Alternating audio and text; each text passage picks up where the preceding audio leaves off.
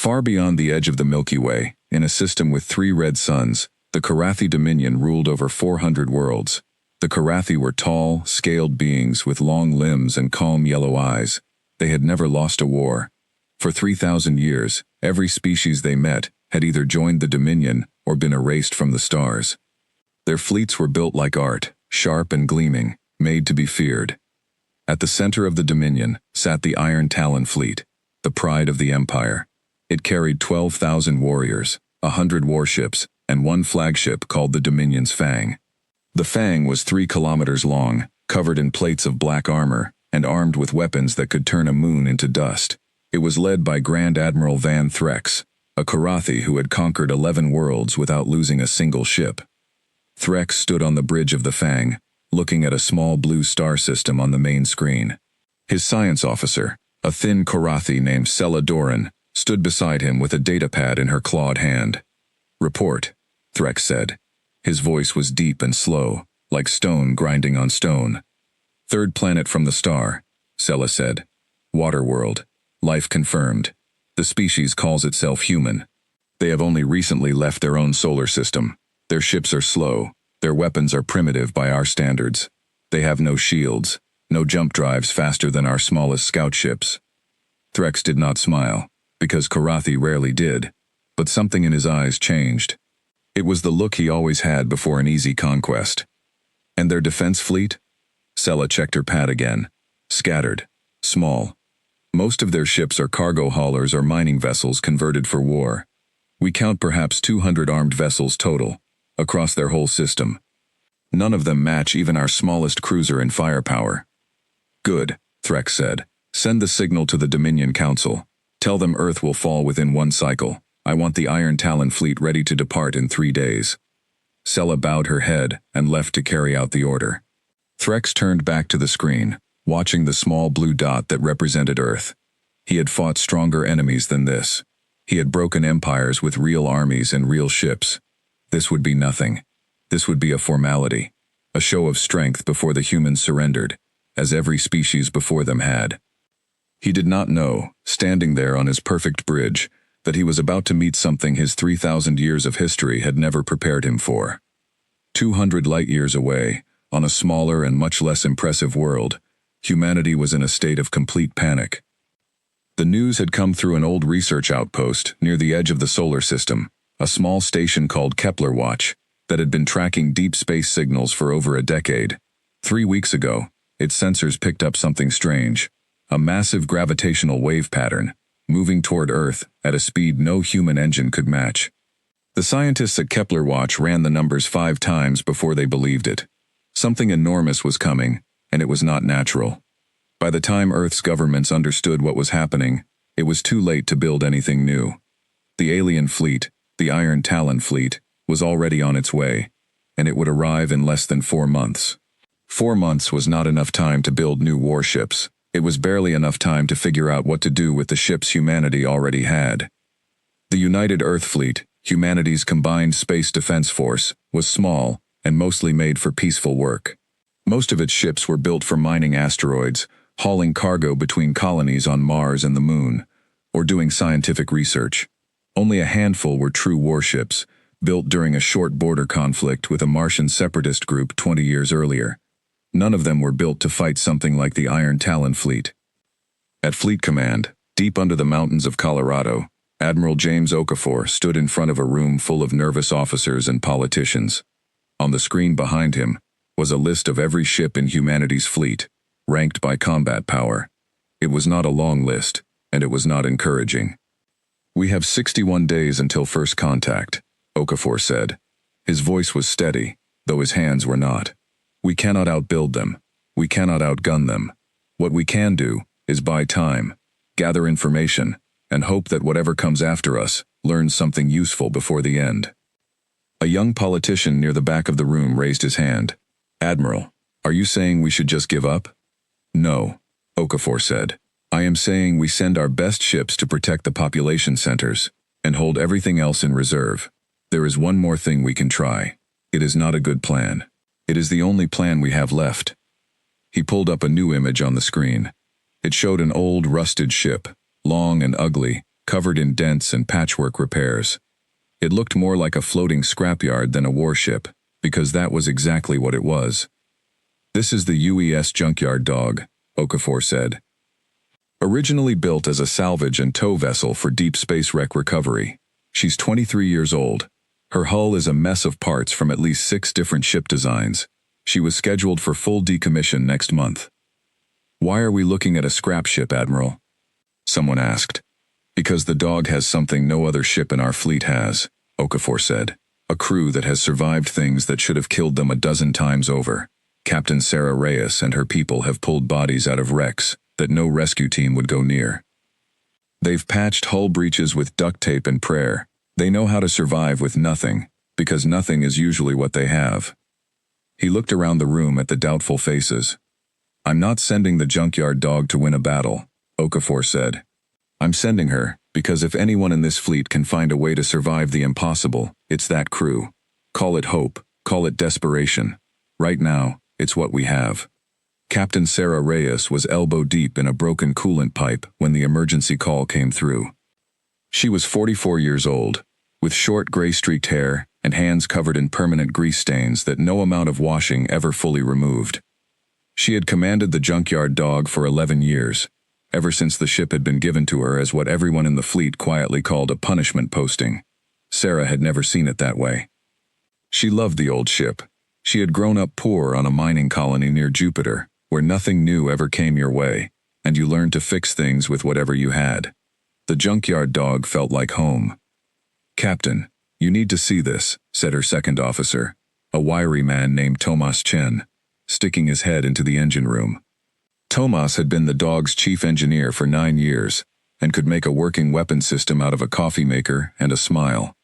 Sarah pulled her arm out of the pipe, wiped her hands on a rag, and followed Tomas to the small bridge.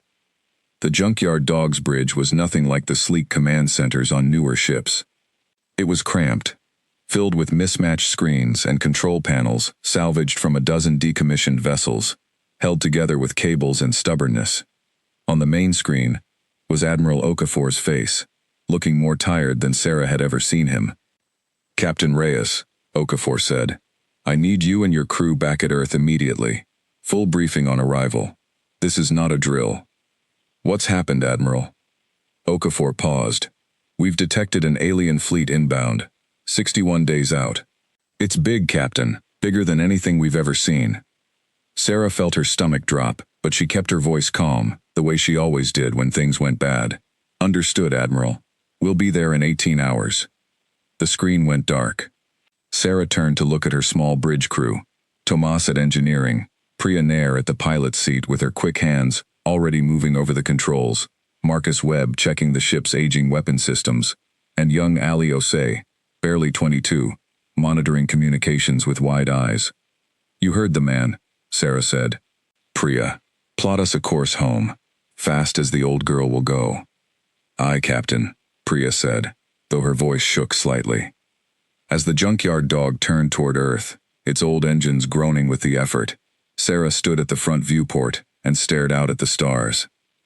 She had spent her whole career being told her ship was worthless, that her crew was made of rejects and washouts who couldn't get posted anywhere better. She had never believed that. Now, it seemed, the entire human race was about to find out if she was right. The briefing at Fleet Command was worse than Sarah expected. Admiral Okafor laid out everything they knew about the Iron Talon fleet, its size, its weapons, its speed. The room went quiet as the numbers sank in. 100 warships, 12,000 trained warriors. Weapons technology decades, maybe centuries, ahead of anything humanity had ever built. "Our best ships combined couldn't survive 10 minutes against that fleet in open battle," Okafor said. "So we're not going to fight them in open battle." He explained the plan. The bulk of Earth's real warships would stay near the planet, defending the population as long as possible, hoping to at least slow the invasion. But one ship, a single ship, would be sent forward, alone, to make first contact and gather every scrap of information it could. Weapons data, shield frequencies, communication protocols, anything that might help the ships defending Earth survive even a little longer. "You're sending one ship to face their entire fleet?" Marcus Webb said, disbelief plain in his voice. Why us? We're a salvage tug with guns bolted on. Because you're expendable, and because you're the best crew we have at surviving situations that shouldn't be survivable, Okafor said bluntly. I won't lie to you, Captain Reyes. This is close to a suicide mission. But if anyone can find a way to pull something useful out of it, it's your people. Sarah looked at her crew. Tomas's jaw was tight. Priya's hands were folded in her lap, gripping each other hard. Ali looked like he might be sick. Marcus just stared at the table. We'll do it, Sarah said. Later, alone in her quarters, Sarah allowed herself exactly 5 minutes to be afraid. She thought about her daughter, safely enrolled at a university on Mars, who didn't yet know her mother's ship had just been handed the most dangerous assignment in human history. She thought about the crew who had trusted her for over a decade, now facing something none of them could have imagined. Then she stood up, straightened her uniform, and walked back out to the bridge. Fear was useful for exactly 5 minutes. After that, it only got in the way. 61 days passed in a blur of preparation. The Junkyard Dog's crew worked around the clock, refitting the old ship with every scrap of new technology Fleet Command could spare, though there was pitifully little to spare. Tomas rewired half the ship's power systems by hand, squeezing a little more speed and a little more shield strength out of parts that were never meant to work together. Marcus scavenged old mining lasers and repurposed them into makeshift weapons, testing each one personally to make sure it wouldn't explode on first use. Sarah spent long nights reading everything the science teams could gather about the approaching fleet, though there wasn't much. Long-range sensors could tell them the fleet's size and speed, but almost nothing about the aliens themselves. What kind of beings were they? What did they want?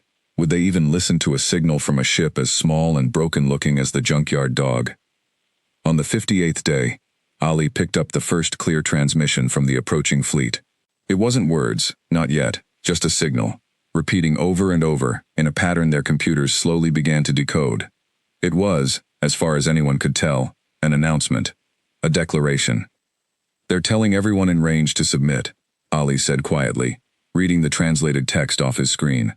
Submit or be removed, that's it, that's the whole message. The bridge was silent for a long moment.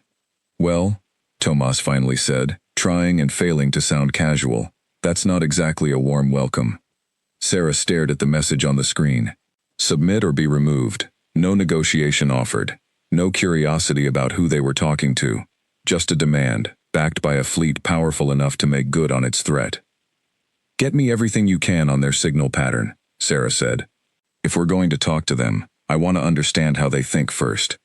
3 days later, the Junkyard Dog left Earth orbit, engines groaning, hull patched and rattling, heading out alone into the dark, to meet the greatest military force the galaxy had ever assembled.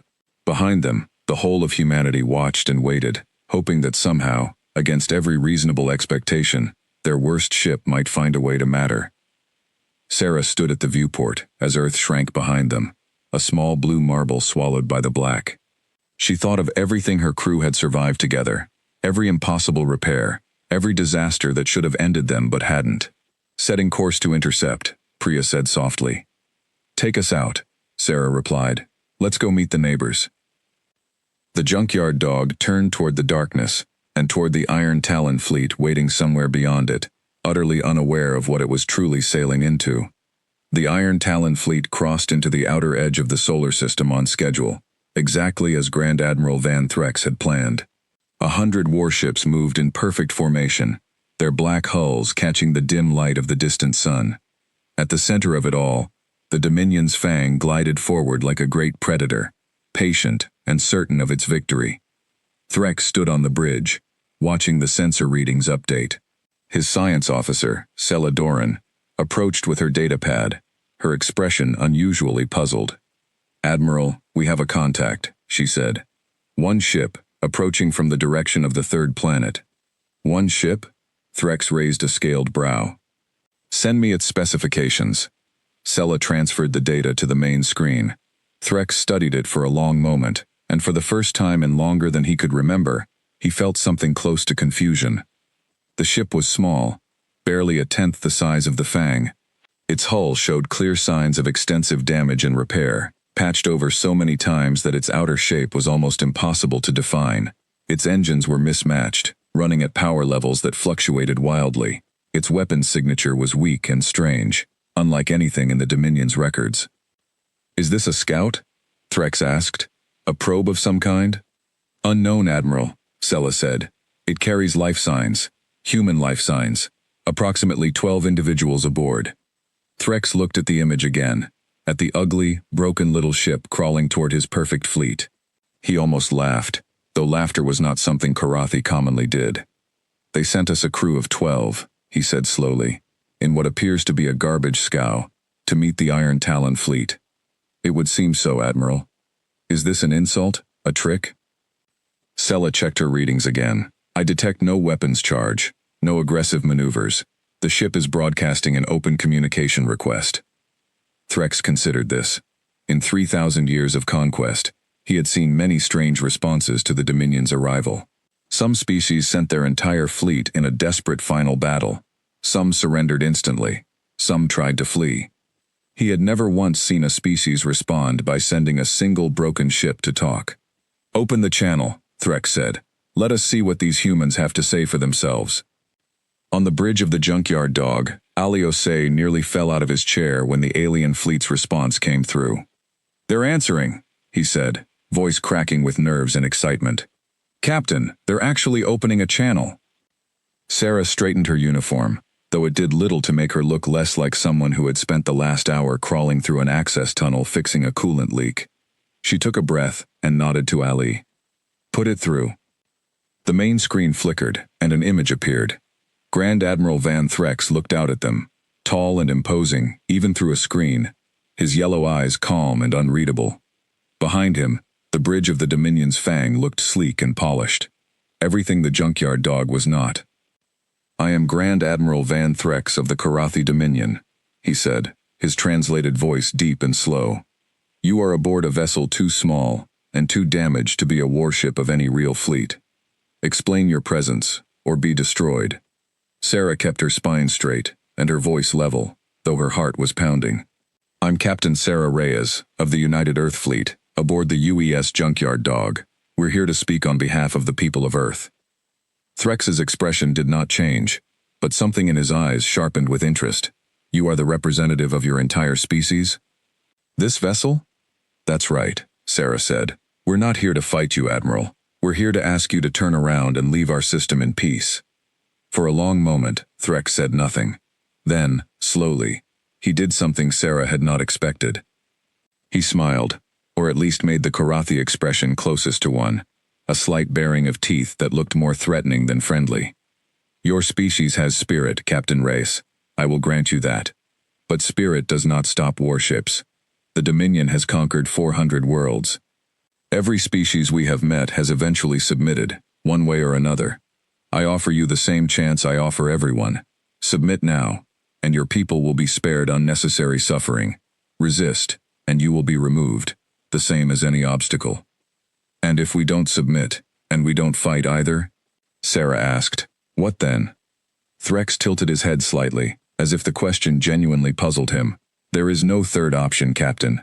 There never has been." "There's always a third option, Admiral," Sarah said. "You just haven't met anyone who's found it yet." Threx studied her for a long moment through the screen. Sarah held his gaze, refusing to look away, refusing to show the fear that was twisting through her stomach. Behind her, she could feel her crew watching, waiting. "You have 3 days," Threx finally said. "Return to your leaders. Tell them what you have seen here. Tell them the size of the fleet that awaits their answer. If, in 3 days, Earth has not submitted, the Iron Talon fleet will begin its advance, and nothing will stop it." The screen went dark. Sarah let out a breath she hadn't realized she was holding. The bridge was silent, everyone staring at the now blank screen. "Well," Tomas finally said, "that could have gone worse, I suppose." "Could have gone better, too," Marcus muttered. Sarah turned to Ali. "Tell me you got something useful out of that exchange." Ali nodded quickly, pulling up data on his screen. "Yes, Captain. Their communication signal, their translation patterns, some basic data on their sensor range during the exchange. It's not much, but it's something." "Good," Sarah said. "Send everything back to Fleet Command immediately. Everything we've got." As Ali worked, Sarah stood at the viewport, looking out at the distant, glittering shape of the Iron Talon fleet, 100 warships waiting patiently in the dark. 3 days. It wasn't much time. But it was time, and time was the one thing the Junkyard Dog's crew knew how to use. Back at Fleet Command, the data from the Junkyard Dog's encounter sent the science teams into a frenzy of activity. Every scrap of information, no matter how small, was studied and analyzed. The Korathi sensor range, their communication protocols, even the brief glimpse of their bridge layout visible behind Admiral Threx during the transmission, all of it was picked apart for anything useful. Admiral Okafor called Sarah directly the moment the data came through. "Good work, Captain," he said, his voice tight with a mixture of relief and worry. "That's more information than we've gathered in the last 60 days combined. We need more." "They gave us 3 days, Admiral," Sarah said. 3 days before they start advancing on Earth." "I know," Okafor said. "Use every hour of it. If you can make contact again, do it.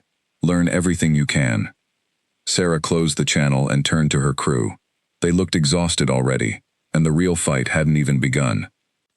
"You heard the Admiral," she said. "We've got 3 days to learn as much about that fleet as we possibly can. Ideas, people. I want ideas." Tomas rubbed his eyes and leaned forward. "Their weapons signature during that exchange. It was faint, but I caught a partial reading. If I can get closer, maybe within sensor range of one of their smaller escort ships, I might be able to pull more detailed data on their shield frequencies." "That's risky," Priya said. "If they think we're spying, they might not wait 3 days to open fire." "Everything about this is risky," Sarah said, "but Tomas is right. We need more than what we've got. Priya, can you get us close to one of the smaller ships without drawing too much attention?" Priya studied the tactical display, chewing her lip. "Maybe.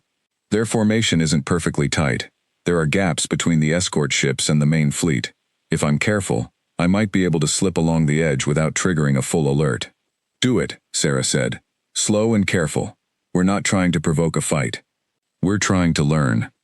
Over the next several hours, the Junkyard Dog crept along the outer edge of the Iron Talon fleet's formation, close enough for Tomas to gather detailed sensor readings on the smaller escort ships, but far enough to avoid triggering an aggressive response.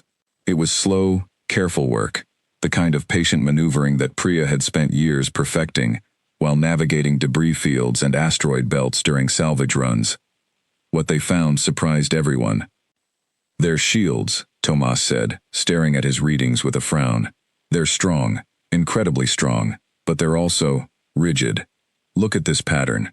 Their shield frequency doesn't shift or adapt. It's the same pattern, over and over." "Meaning what?" Sarah asked. "Meaning if we could find the right frequency to match against it, even just once, we might be able to punch through in one specific spot," Tomas said. "It's a long shot. Their weapons could probably still tear us apart before we ever got close enough to test it. But it's something." Marcus leaned over the display, studying the data. "Their weapons are strong, but slow to charge between shots. I've been watching the timing on the smaller escort ships. There's a gap, maybe 4 to 6 seconds, between when they fire and when they can fire again."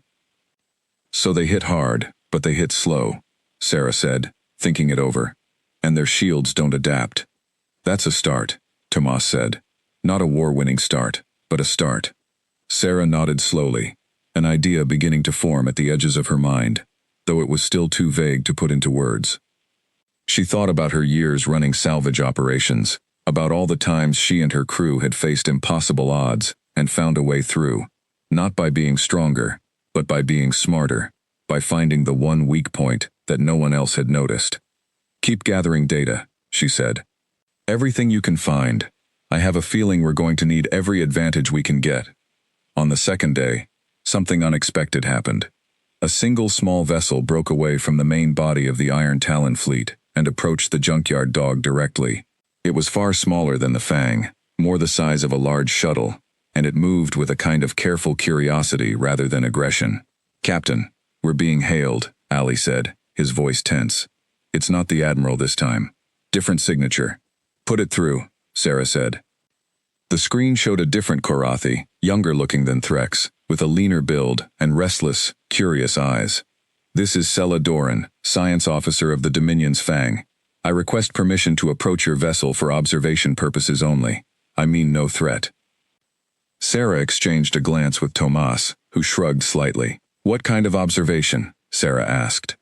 Your species is unusual, Sella said. In 3,000 years, the Dominion has never encountered a species that responded to first contact the way yours has. I wish to understand you better, Captain Reyes. Call it curiosity. Sarah considered this for a long moment. It was risky, letting an alien scout get a closer look at their ship, but it also might be an opportunity, a chance to learn something in return. You can approach, Sarah said, but we'll be watching just as closely as you are. Sella's small vessel drew closer, running a series of scans along the junkyard dog's battered hull. On the bridge, Sarah watched the alien ship carefully, and beside her, Ali worked quietly, running his own scans in return, gathering every piece of data he could about the smaller vessel's systems. She's scanning our life support systems, Tomas murmured, and our hull integrity. Strange thing to focus on. Maybe she's trying to figure out how we're still alive in a ship this beat up, Marcus said dryly. Sarah almost smiled. Maybe she is. When the scans finished, Sella's voice came through again, tinged with something that sounded almost like genuine confusion. Your vessel should not function. Your hull integrity readings show damage that would be considered catastrophic by Dominion engineering standards. Your life support systems are running on technology decades outdated, even by your own species standards, and yet you function. How? Sarah glanced at her crew, at Tomas's tired but proud expression, at Priya's steady hands on the controls, at Marcus watching the weapons board with quiet determination, at young Ali, working harder than anyone twice his age. We fix what's broken, Sarah said simply, and when we can't fix it, we find a way to make it work anyway. That's what humans do, Officer Doran. We don't have your technology, we don't have your fleets. What we have is each other, and we've never needed anything else. There was a long pause on the other end. That is a strange philosophy, Sella finally said. Maybe, Sarah said, but it's kept us alive so far. The small alien vessel drew back, returning toward the main fleet, and the channel closed. Sarah stood quietly on the bridge for a moment, thinking about the strange exchange, about the flicker of genuine curiosity she had seen in the young science officer's eyes. Captain, Ali said quietly, I think we just made our first contact that wasn't about threats. Sarah nodded slowly. Maybe that's the crack we've been looking for. Outside, the Iron Talon fleet continued its patient wait. 100 warships gathered in the dark, utterly confident in their inevitable victory. But aboard the small, broken shape of the junkyard dog, humanity's strangest weapon was already beginning to work, not through strength, but through something the Dominion had never learned to fight against, the simple, stubborn refusal to be anything other than exactly who they were. On the third day, the deadline arrived, and Earth had not submitted. Grand Admiral Van Threx stood on the bridge of the Dominion's Fang, watching the small blue planet on the main screen. He had expected this. Most species used the 3 days he offered not to prepare a genuine surrender, but to prepare a genuine defense, futile as it always was. Humans, it seemed, were no different in that regard. Whatever strange curiosities Sella Doran had reported about her encounter with their scrap ship. Signal from Earth, Admiral, Sella said. Captain Reyes is requesting to speak with you. Threx nodded. Put her through. Sarah's face appeared on the screen, tired but resolute. Behind her, Threx could see the same worn patchwork bridge from before. Admiral Threx, Sarah said, Earth's leadership has made its decision. We will not submit to the Dominion. I expected as much, Threx said. You understand what this means. I understand what you think it means, Sarah said. You think it means we've chosen destruction over surrender. But that's not what we've chosen, Admiral. We've chosen to stand for something instead of kneeling for nothing. Threx studied her for a long moment. There was something in this human captain's manner that unsettled him, though he could not name what it was. In 3,000 years, he had seen defiance before, seen desperate last stands and doomed final battles. But there was no desperation in Sarah Reyes's eyes. There was only a kind of quiet, immovable certainty. Very well, Threx said. The Iron Talon fleet will begin its advance toward Earth within the hour. I offer you one final chance, Captain. Stand aside. Let your leaders make the choice your species will actually live with. They already have, Sarah said. "And so have I. We're not standing aside, Admiral, but we're also not going to fight you the way you expect." "And how do you expect to fight me, Captain, if not the way I expect?" Sarah allowed herself a small, tired smile. "You'll see." The screen went dark. Threk stood silently for a moment, an unfamiliar feeling settling over him, something he had not felt in longer than he could remember. It was not fear. Karathi did not feel fear before battles they could not lose. But it was something close to it, a small, nagging uncertainty that refused to leave him alone. "Sela," he said, "bring the fleet to full readiness. We advance within the hour." Aboard the junkyard dog, Sarah gathered her crew in the cramped briefing room that doubled as their mess hall. Every face around the table looked exhausted, but underneath the exhaustion, something else had begun to grow. A stubborn, quiet determination that Sarah recognized because she felt it too. "They're advancing within the hour," Sarah said. "Fleet Command has ordered every armed ship we have to gather near Earth for a final defensive line. We're going with them." "Captain, with respect," Marcus said, "our weapons could maybe scratch the paint on one of their smaller escorts. What exactly are we supposed to do against 100 warships?" "We're not going to fight them head-on," Sarah said. "Nobody is. Fleet Command's plan is to hold the line as long as possible, buy time for evacuation efforts on the ground. But I've been thinking about something ever since that shield data Tomas pulled." She brought up the data on the room's small display screen. "Their shields are strong but rigid. They don't adapt their frequency in real time. Not the way ours can, limited as our shield tech is. If we can find the right frequency to match against a specific point on their hull, even for just a second or two, we might be able to get a weapon through." "Even if we can," Tomas said, "our weapons aren't strong enough to do real damage to a ship that size, not to something like the Fang." "No," Sarah agreed, "but their fleet isn't just the Fang. It's 100 ships, and a lot of those are smaller escorts and support vessels. If we can find the right weak points and hit the right systems, we might be able to do more than just scratch the paint." "Like what?" Priya asked. "Sensors, communication arrays, engine systems," Sarah said. "We're not going to win a straight fight, not ever. Not against a fleet like that.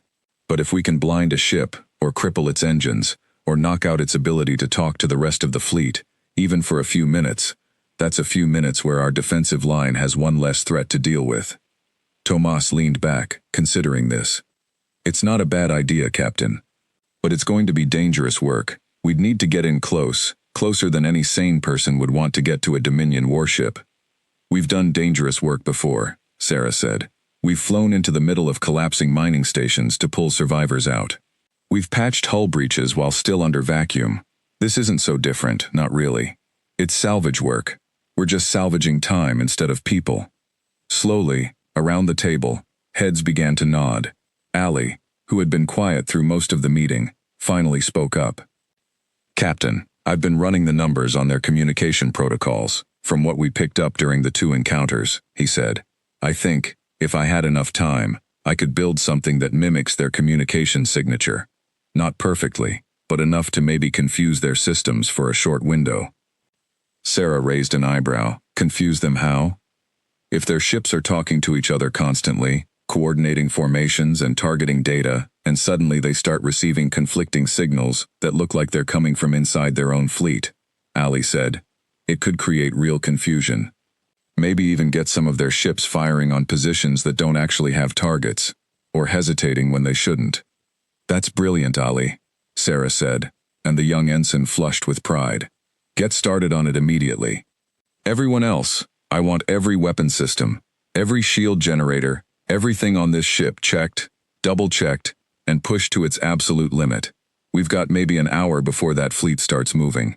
Let's use every minute of it." The crew scattered to their stations, and for the next hour, the junkyard dog buzzed with focused, urgent energy. Tomas crawled through access tunnels, fine-tuning the ship's aging shield generators. Marcus tested and retested every weapon system, calibrating them as precisely as the old, mismatched equipment would allow. Priya ran simulation after simulation, plotting evasive maneuvers that might keep them alive in the chaos of open battle. And Ali worked feverishly at his console, building his makeshift communication scrambler out of salvaged parts and pure determination. Sarah moved through the ship, checking on each of them, offering encouragement where she could, staying quietly out of the way where she couldn't help directly. This was what she had always done, what she had always been good at, holding a crew together when everything around them was falling apart. The Iron Talon fleet began its advance exactly on schedule, 100 warships moving forward in perfect, disciplined formation.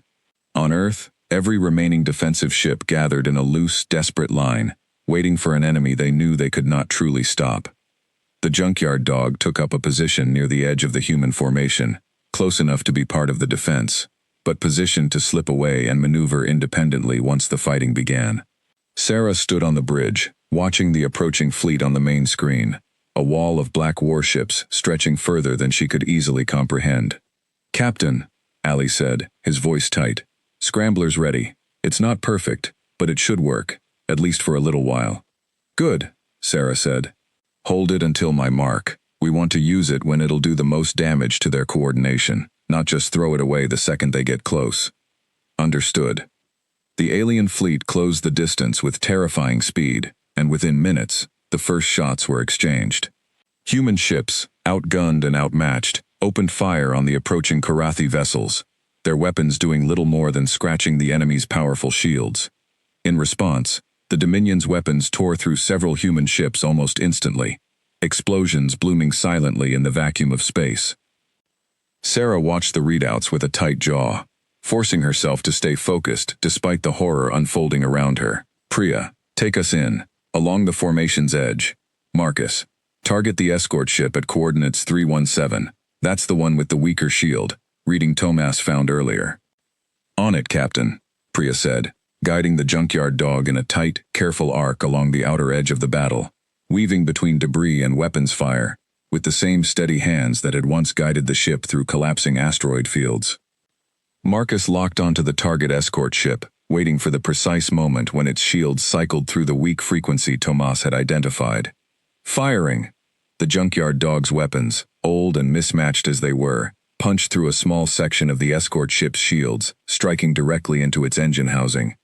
The ship shuddered, its engines flaring erratically before going dark entirely, leaving it drifting helplessly at the edge of the battle. "Direct hit," Marcus shouted, disbelief and excitement in his voice. "Their engines are down." "Ali now," Sarah said. "Send the scrambler." Ali's fingers flew across his console, and a moment later, a burst of false communication signals flooded out from the junkyard dog, mimicking the Karathi fleet's own internal chatter. On the tactical display, several nearby Dominion ships hesitated, their formations briefly disrupted as conflicting orders and targeting data confused their coordinated response. It wasn't much. It wasn't going to win the battle. But for a handful of precious seconds, several Dominion warships stumbled, uncertain, giving the desperate human line just enough breathing room to regroup. On the bridge of the Dominion's Fang, Grand Admiral Van Threx watched the confusion ripple through part of his formation, with growing disbelief. "What is happening?" he demanded. "Report." "Unknown interference, Admiral," Sella said, scrambling to trace the source. "It appears to be originating from the small human vessel, the one from our first contact." Threx stared at the tactical display, watching the small, battered shape of the junkyard dog weaving through the edge of his overwhelming fleet, disabling an escort ship here, disrupting communications there, a single tiny irritant that should have been meaningless against a force this size. And yet, for the first time in 3,000 years of conquest, Grand Admiral Van Threx felt the beginnings of genuine, uncomfortable doubt. "Target that ship," he said slowly. "I want it disabled, not destroyed. I want to understand what we are truly dealing with." "Yes, Admiral," Sella said, though her own eyes lingered on the tactical display a moment longer, watching the small human vessel's chaotic, brilliant maneuvers, with something that looked almost like admiration. Aboard the junkyard dog, the bridge rattled violently as a stray shot from a nearby Dominion cruiser clipped their outer hull, sending sparks showering from an overhead panel. "Shields at 60%, Tomas called out from his station, voice tight with strain. "We can't take many more hits like that, Captain." "Priya, get us out of their direct line of fire," Sarah ordered. "Marcus, find us another target, something we can actually hurt." The battle raged on around them, chaotic and terrifying, human ships falling one by one, against the overwhelming might of the Iron Talon fleet. But amid the destruction, the junkyard dog kept moving, kept fighting, finding weak points and striking them with a precision that came not from superior technology, but from a crew that had spent years learning to survive, with nothing but their wits, and their willingness to keep going, no matter what stood against them. Sarah gripped the edge of her console, watching the battle unfold around her, feeling the weight of every decision pressing down on her shoulders. They weren't winning, not yet, maybe not ever. But for the first time since this whole nightmare had begun, she allowed herself to believe that maybe, just maybe, they were doing more than simply surviving. They were making the Dominion doubt itself, and in a war against a force that had never once doubted its own inevitable victory, that doubt might be the only weapon that truly mattered. "Hold together, everyone," Sarah said, her voice steady despite the chaos around her. "We're not done yet." Not by a long shot. The battle above Earth had been raging for nearly an hour, and the human defensive line was breaking apart. Ship after ship fell to the overwhelming firepower of the Iron Talon fleet.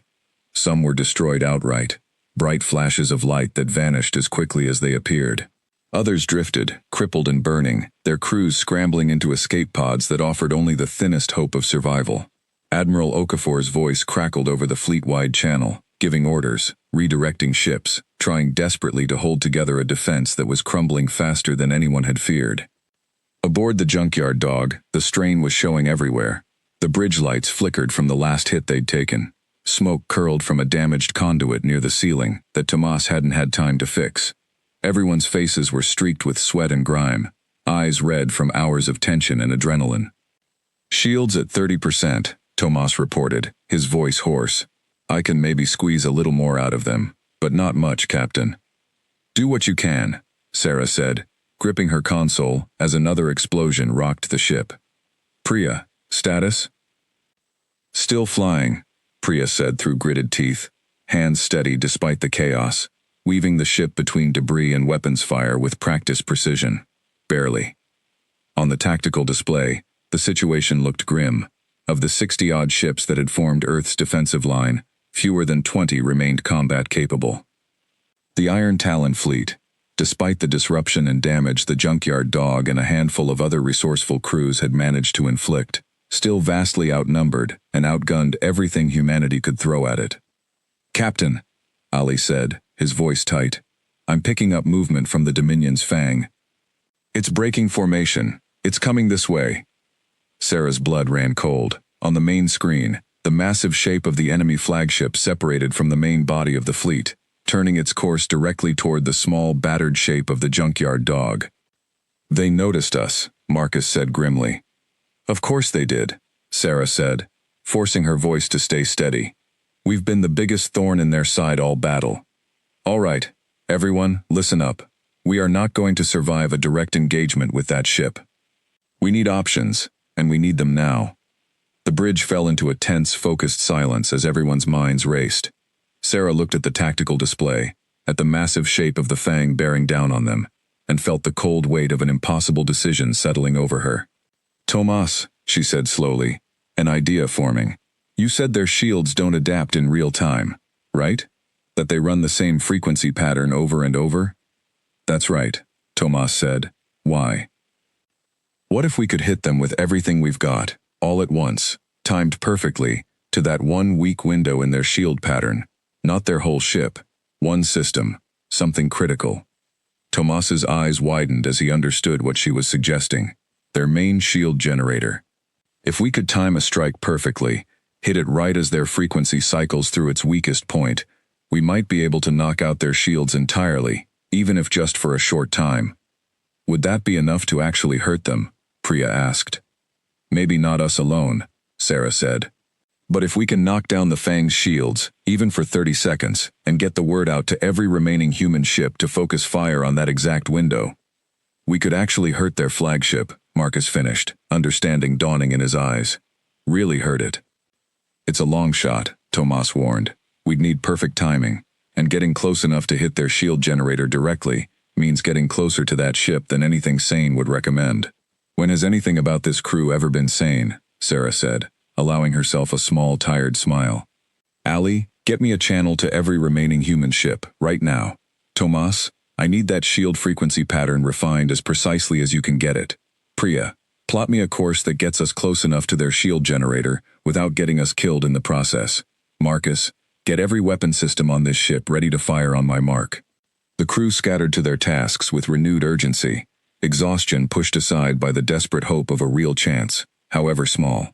Sarah watched the Dominion's fang growing larger on the main screen, its massive form blotting out the stars behind it, and steadied herself for what was almost certainly going to be the most dangerous maneuver of her career.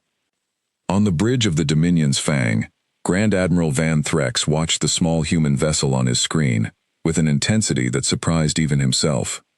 "Admiral, we are closing to engagement range," Sella reported. "Should I order full weapons fire?" Threx hesitated, an unfamiliar sensation for him. Something about this ship, this crew, this captain, refused to fit into any pattern he had encountered in 3,000 years of conquest. They should have surrendered. They should have fled. Instead, they had fought with a strange, stubborn creativity that had cost the Dominion more than he cared to admit. Disrupted formations, disabled ships, sown confusion through tactics no Karathi military academy had ever taught. "Hold weapons," Threx said slowly. "I want to observe their approach first." "Admiral, that seems unwise," Sella said carefully. "They have already caused significant disruption to our fleet's coordination." "I am aware of what they have done, Officer Doran," Threx said. "That is precisely why I wish to understand it before I destroy it." On the screen, the small, battered shape of the junkyard dog continued its approach, weaving unpredictably, its trajectory almost impossible to fully anticipate. Threx found himself, against every instinct built over 3 millennia of warfare, genuinely curious what this strange, broken little ship intended to do. He would not have to wait long to find out. "Captain, we're in range," Priya said, her voice tight with tension. "This is it." "Thomas, talk to me," Sarah said. "How's that shield timing looking?"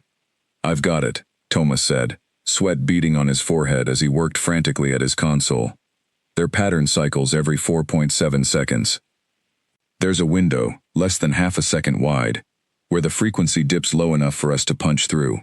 I can time it, but it has to be exact. Ali, is everyone ready?" "Every ship that's still fighting is standing by, Captain," Ali said. "They're waiting for your signal." Sarah took a deep breath, watching the massive shape of the Dominion's fang loom on the main screen, close enough now that its details were terrifyingly clear. The black armor plating, the countless weapon emplacements, the sheer, overwhelming scale of a warship built by an empire that had never known defeat. "On my mark," Sarah said. "Thomas, give me a countdown to that window." 5 seconds, Thomas said, eyes locked on his readings. 4, 3. "Marcus, all weapons, full power," Sarah said. "Ready, Captain." 2, 1. "Now," Tomas shouted. "Fire," Sarah commanded. Every weapon on the junkyard dog fired at once.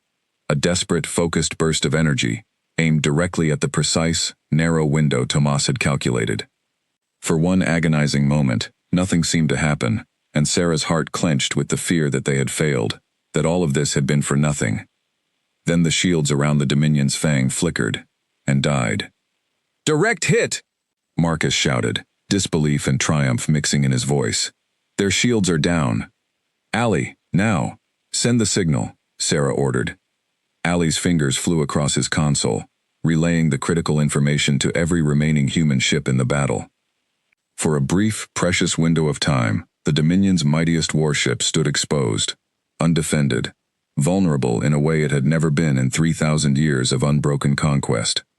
Every human ship still capable of firing turned its weapons toward the fang, unleashing everything they had. The combined fire, though still far weaker than what the flagship's own weapons could deliver, tore into its unshielded hull, striking weapon emplacements, sensor arrays, and critical systems all at once. On the bridge of the fang, alarms blared as the ship shuddered violently under the unexpected onslaught.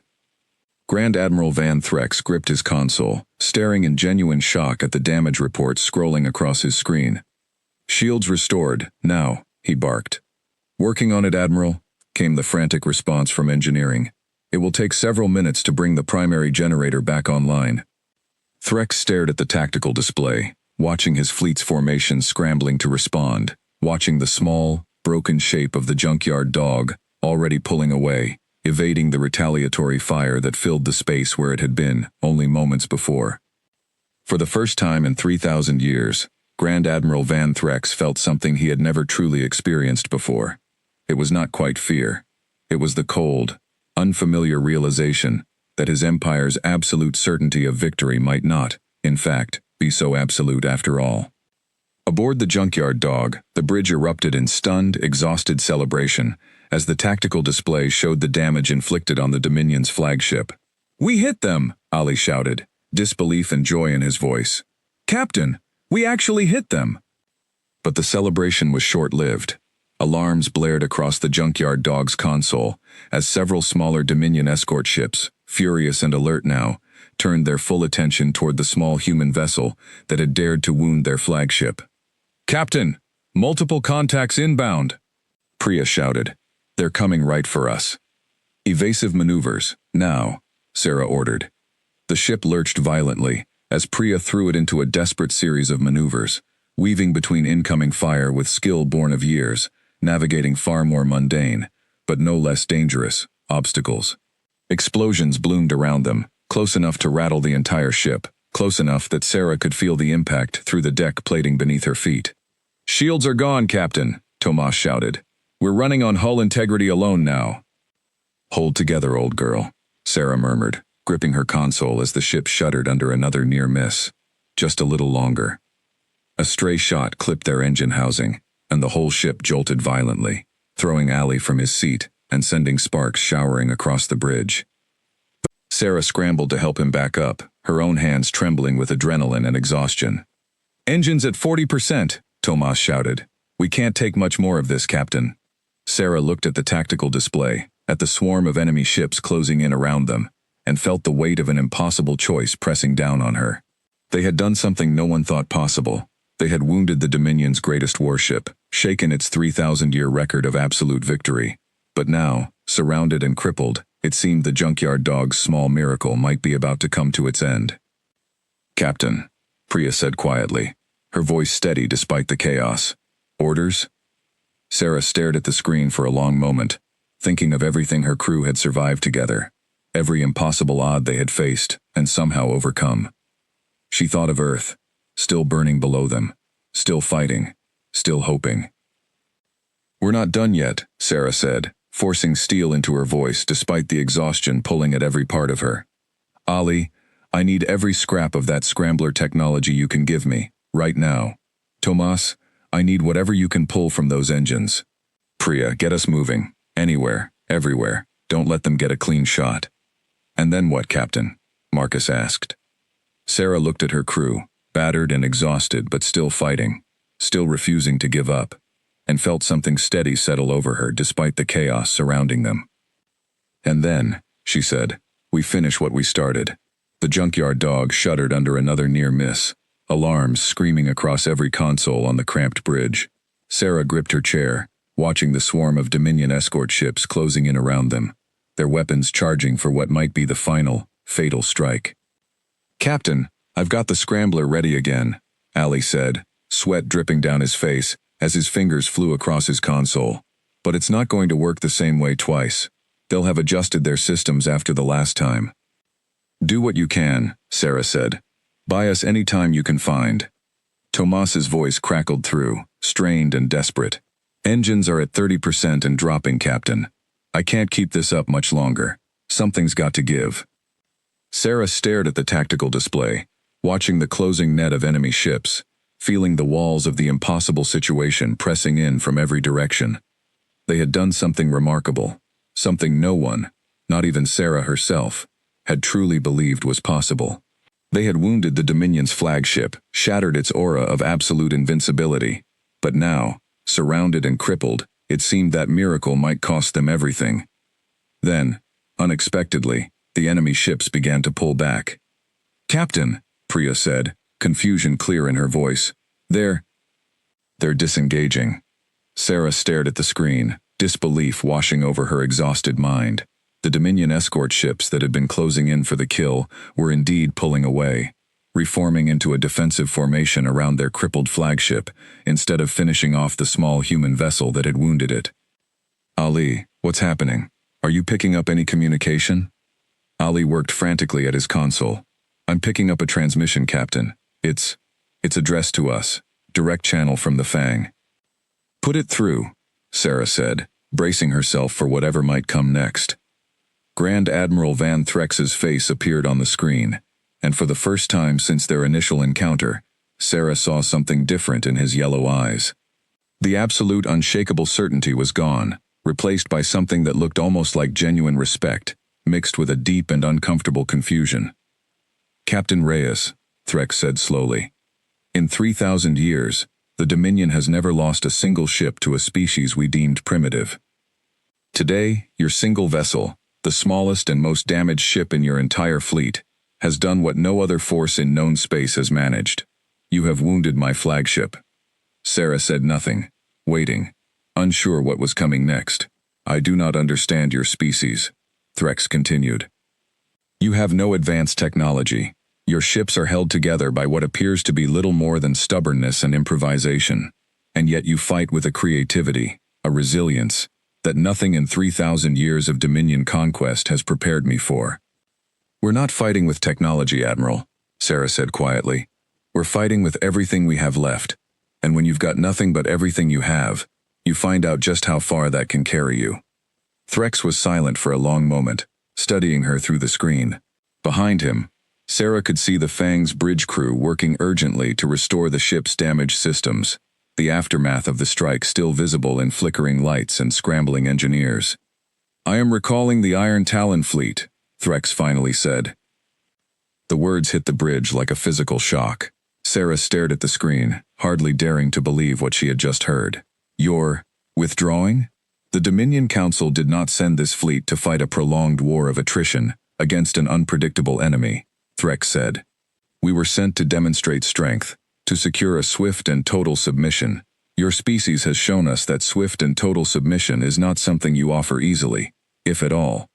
A prolonged campaign against a species this resourceful, this stubborn, would cost the Dominion far more than the value of this system justifies. So that's it? Sarah asked, still hardly believing it. You're just leaving? For now, Threx said. Do not mistake this for surrender, Captain Reyes. The Dominion does not forget, and we do not forgive easily. But we also do not waste resources on conquests that prove too costly. Your species has bought itself time, nothing more. What you do with that time will determine what comes next. Sarah nodded slowly, understanding the weight of his words. This wasn't victory, not truly. It was a reprieve, a chance, nothing more. But after everything they had faced, everything they had risked, it felt like the greatest gift imaginable. Thank you, Admiral, she said quietly. Threx tilted his head slightly, an oddly human gesture that looked strange on his scaled features. Do not thank me, Captain. I am not sparing you out of mercy. I am withdrawing because continuing this conflict is no longer strategically sound. Remember that when you tell the story of today to your people. I will, Sarah said. But I'll also remember that you listened when you didn't have to. That counts for something too, Admiral, whatever your reasons were. For a brief moment, something flickered across Threx's expression, something that might have been the closest a Karathi ever came to genuine surprise. Then the screen went dark, and the massive shape of the Dominion's Fang began, slowly and painfully, to turn away from Earth. Over the following hours, the Iron Talon fleet withdrew from the solar system, its 100 warships forming back into their disciplined formation and turning toward the depths of space from which they had come. Across Earth, in cities and colonies, in bunkers and command centers, humanity watched with a mixture of exhausted relief and cautious disbelief as the greatest threat their species had ever faced simply turned and left. Aboard the junkyard dog, the crew sat in stunned silence for a long time after the alien fleet's final ships disappeared from their sensors. The ship around them groaned and creaked, battered and broken, barely holding together after everything it had endured, but it had held together, and so had they. We actually did it, Marcus finally said, his voice hoarse with disbelief. We actually survived that. More than survived, Ali said, a slow, exhausted smile spreading across his face. We made them leave, Captain. We really made them leave. Sarah leaned back in her chair, feeling the weight of exhaustion settling over her like a physical thing, but underneath it, something warmer, something that felt almost like pride. She looked around at her crew, at Tomas, slumped over his console with a satisfied grin, at Priya finally letting her shoulders relax after hours of tense, precise flying, at Marcus and Ollie sharing a look of stunned, joyful disbelief. We didn't do it alone, Sarah said quietly. Every ship that stayed in that fight, every crew that held the line while we went after the Fang, they made this possible too. This wasn't one ship's victory. It was all of ours. Admiral Okafor's voice crackled through the comm system moments later, tired, but filled with genuine warmth. Junkyard Dog, this is Fleet Command. I don't think I have the words for what you just did out there, Captain Reyes. None of us do. We just did what we always do, Admiral, Sarah said, allowing herself a tired smile. We found a way. Get your ship home, Okafor said. You've more than earned some rest. As the Junkyard Dog turned back toward Earth, its battered hull limping through space, Sarah stood at the viewport and watched the small blue planet grow larger ahead of them. It was still there, still whole, still theirs. In the months that followed, the story of the Junkyard Dog spread across every corner of human space, told and retold until it became something close to legend. The ship that should have been scrapped, the crew that should have been overlooked. The single vessel that had faced down an empire's greatest fleet and, against every reasonable expectation, found a way to make it turn back. Fleet Command used everything the Junkyard Dog's crew had learned, every scrap of data on Karathi's shield frequencies and weapons timing, to begin rebuilding humanity's defenses, stronger and smarter than before. Sarah found herself, much to her own bemusement, promoted and celebrated, though she insisted every chance she got that the credit belonged just as much to her crew, and to every human ship and sailor who had stood their ground that day. She kept the Junkyard Dog, refusing every offer to retire the old ship for something newer and more impressive. It was patched up again, its scars from the battle joining the countless others already covering its hull, each one a story, each one a reminder of everything the ship and its crew had survived together. Grand Admiral Van Threx's warning stayed with Sarah, a quiet, persistent reminder that the peace they had won was fragile, temporary, bought with resourcefulness and courage, rather than any true, lasting advantage. The Dominion had not forgotten. They had not forgiven. Somewhere out in the vast darkness beyond the solar system, an empire that had never known defeat was surely already planning its next move, already deciding how to answer the unexpected sting of humanity's stubborn defiance. But for now, Earth was safe. For now, humanity had time, precious time, to grow stronger, to learn, to prepare for whatever might come next. And for now, that was enough. On quiet nights, standing on the Junkyard Dog's cramped little bridge, looking out at the stars that had once seemed so distant and unknowable, Sarah thought about Admiral Threx's genuine, uncomfortable confusion when he had tried to understand what made humanity fight the way they did. She thought she finally understood the answer herself, though it wasn't anything so simple as courage, or cleverness, or even stubbornness alone. It was something harder to name, something that lived in every patched hull and every jury-rigged system, in every crew member who refused to give up no matter how impossible the odds became. It was the simple, unshakable belief that even the smallest, most broken thing could still find a way to matter, if only it refused to stop trying. The Iron Talon fleet had been the Empire's best, sent to conquer a world that could not possibly resist it. Humanity had sent its worst ship in return. And somehow, against every reasonable expectation, that had been exactly enough. Far above Earth, the Junkyard Dog continued its patrol, battered but unbroken, a small, stubborn reminder that even the greatest empires could be surprised, and even the most broken things could still, somehow, hold the line.